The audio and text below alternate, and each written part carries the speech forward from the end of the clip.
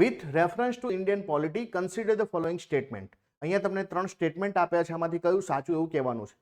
Ordnance can amend any central act. ઓર્ડિનન્સનો મતલબ જે છે કે જેને આપણે વટહુકમ કહીએ છીએ, અધ્યાદેશ કહીએ છીએ. અધ્યાદેશ કિસી કેન્દ્રીय अधिनियम के संशोधित कर सकता है.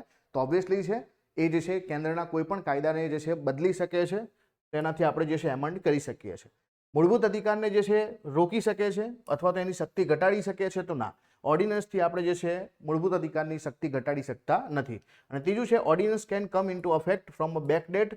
એટલે કે અહીંયા અધ્યાદેશ જે છે કોઈ પાછલી તારીખથી લાગુ થઈ શકે. તો ઘણા બધા કાયદા હોય છે જેને આપણે રેસ્ટ્રોસ્પેક્ટિવ જે છે લાગુ કરી શકીએ, પાછલી જે છે શરતથી લાગુ કરી શકીએ, પાછલી ડેટથી લાગુ કરી શકીએ. તો એ જ કાયદાનું સ્થાન ઓર્ડિનન્સ લે તો ઓર્ડિનન્સ પણ આવું કરી શકે. અને એટલા માટે આ પણ જે છે બિલકુલ સાચું છે. તો પહેલું અને ત્રીજું સાચું છે, બીજું અહીંયા ખોટું છે. પહેલું અને ત્રીજું સાચું છે. તો 1 and 3 option number C is the right answer. તો આ પ્રમાણે તમારે જે છે વિચારવું પડે.